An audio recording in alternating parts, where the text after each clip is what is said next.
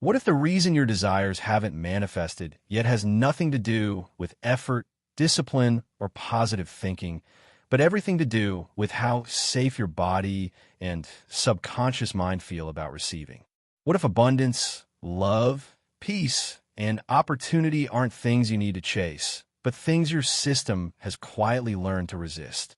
In this book, Manifest and Receive, Eva Hartley reveals a powerful truth backed by neuroscience and ancient spiritual wisdom. You were designed to receive, but first, you must retrain the hidden operating system that shapes your reality. Getting started, you were designed to receive. From an early age, most of us are taught a simple formula for success. Work harder, push more, and someday you'll earn what you want. Yet for many people, no matter how much effort they apply, life feels stuck. Money doesn't flow easily. Relationships feel heavy. Peace feels temporary. This isn't because of a lack of intelligence, talent, or discipline.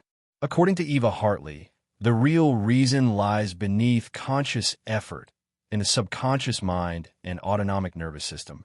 The subconscious mind isn't passive. It actively filters reality, governs emotional reactions, and sets expectations for what feels possible or safe. It controls habits, automatic responses, and even how the nervous system reacts to stress or opportunity. Neuroscience now confirms what spiritual traditions have said for centuries. Your inner state shapes your outer experience. Repeated thoughts, rehearsed emotions, and accepted patterns train the subconscious. When the same programs run repeatedly, life begins to feel like it's stuck on repeat. But the good news is this: subconscious programs can be rewritten. This book exists to show how. Manifest and Receive blends neuroscience, somatic practices, and spiritual wisdom to help you gently update the instructions your mind and body follow. Rather than forcing manifestation, it teaches you how to release resistance, clear subconscious blocks, and align with receiving as a natural state of being. Chapter 1. The Subconscious Mind, Your Hidden Operating System. Most people believe they're consciously steering their lives through decisions, motivation, and willpower. In reality, the majority of what shapes daily behavior, emotional reactions, and long-term outcomes operates beneath awareness. Eva Hartley explains that the subconscious mind functions like an internal operating system, quietly running the programs that determine how you respond to life. Research suggests that up to 95% of human behavior is driven by a subconscious programming. Your conscious mind may set goals and intentions, but the subconscious decides whether those goals feel safe, realistic, or threatening. This is why people often know what they want but repeatedly act in ways that contradict those desires. Hartley uses a simple analogy. Your conscious mind is the cursor on a computer screen, while the subconscious is the entire operating system running in the background. If the operating system is outdated or corrupted, no amount of clicking or effort at the surface level will produce lasting change. From a biological standpoint, the subconscious includes systems like the reticular activating system, which filters what information you notice, emotional memory centers such as the amygdala and hippocampus, habit loops built through repetition, and the autonomic nervous system that controls stress and relaxation. Together, these systems shape what feels normal, expected, and possible. When the subconscious associates growth or abundance with danger, the nervous system shifts into fight or flight mode. In that state, the body prioritizes survival, not expansion. Calm, creativity, and receiving become difficult. Awareness is therefore the first step. By noticing recurring patterns in money, relationships, health, or self-sabotage, you begin to see the code that has been running your life. Neuroplasticity proves that this code is not fixed. The brain can form new pathways at any age. When you learn to work with your subconscious instead of forcing change from the surface, effort softens and alignment begins to replace struggle.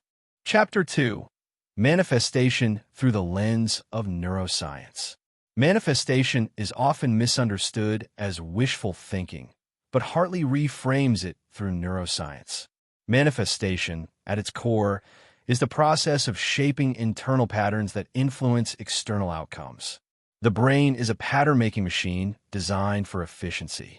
Once a pattern is established, it becomes the default. Repeated experiences, especially those tied to strong emotion, wire neural pathways that shape expectations. If early life reinforced scarcity, rejection, or instability, the brain learned to anticipate those outcomes. Even when circumstances change, the brain continues to run old predictions until new ones are deliberately installed. The reticular activating system plays a central role. This system filters millions of sensory inputs every second and highlights what the subconscious deems important. When your internal focus shifts, the RAS begins to spotlight different opportunities, ideas, and connections. Emotion is the key driver of this process. The brain prioritizes emotionally charged experiences over neutral ones. Visualization and affirmations only work when they generate real feeling. Without emotional engagement, the brain has no reason to update its predictions. Equally important is the nervous system. Chronic stress keeps the body in a sympathetic state, making openness biologically difficult. Practices such as slow breathing, gentle movement, stillness, and physical grounding help restore balance. Manifestation is not about bypassing reality. It is about working with the brain and body as they are designed to function. Chapter 3. The Power of Limiting Beliefs. Limiting beliefs are subconscious assumptions about what is safe, acceptable, or possible. They are not chosen consciously.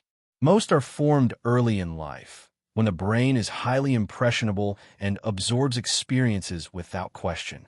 A child who witnesses struggle around money may internalize the belief that abundance is scarce. Someone who experiences emotional rejection may unconsciously decide that love must be earned or that closeness is dangerous. These beliefs persist because the brain values familiarity, even when familiarity causes pain. Once installed, limiting beliefs operate automatically. They influence decisions, reactions, and behavior without announcing themselves. They can lead to avoidance, undercharging, self-sabotage, or discomfort when things go well. These beliefs also have a physiological cost.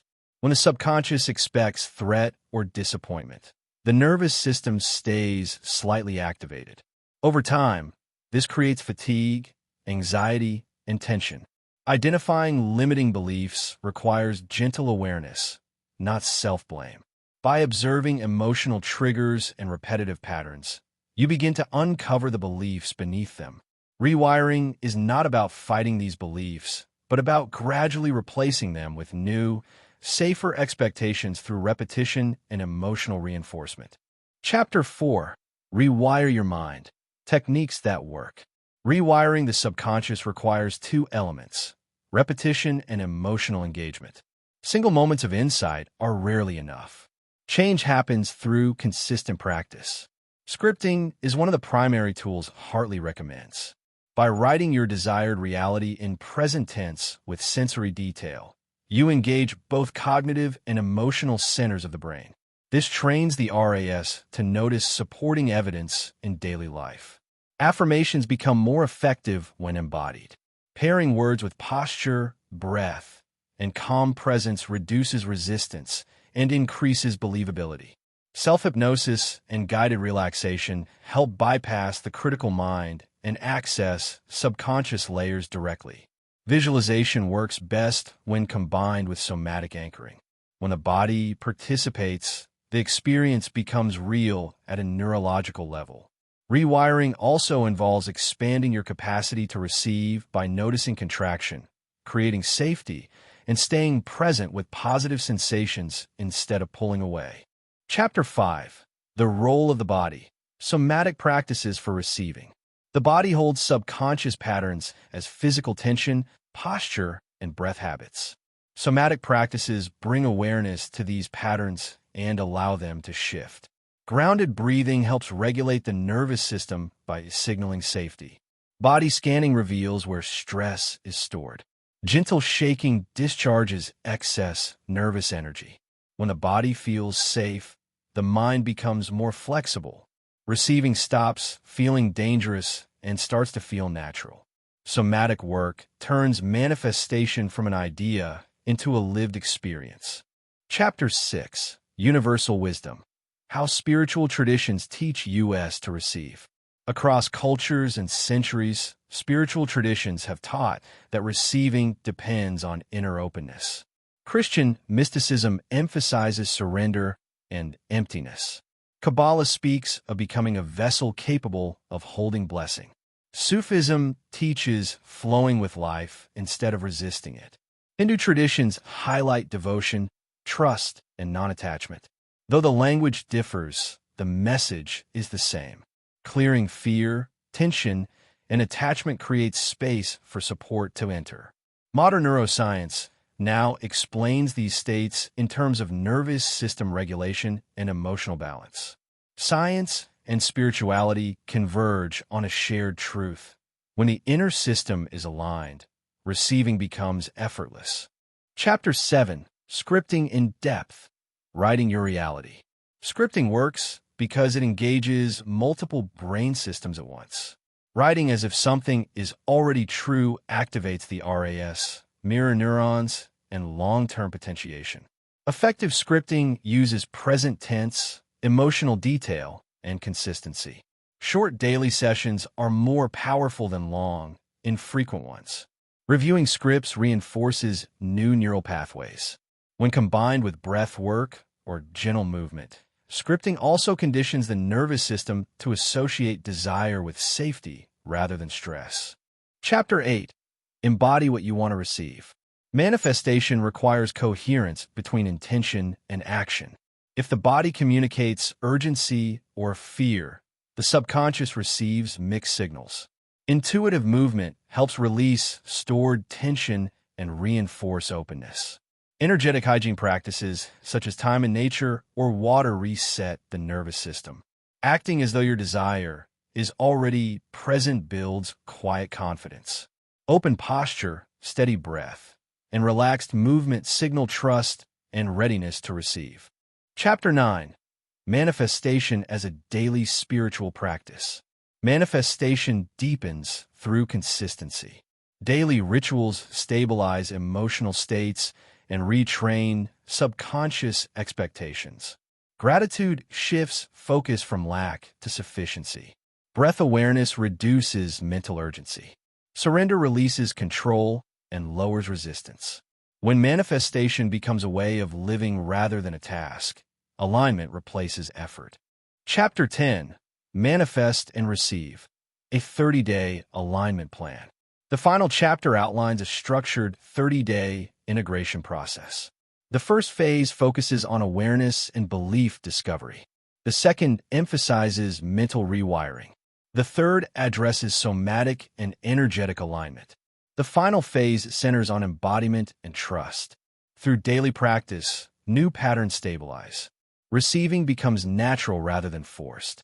Manifestation transforms from technique into identity. Manifestation is not about forcing outcomes. It is about alignment. As you regulate your nervous system, rewire your subconscious, and embody openness, receiving becomes natural. You were never meant to chase life. You are meant to align with it, calm, grounded, and ready to receive.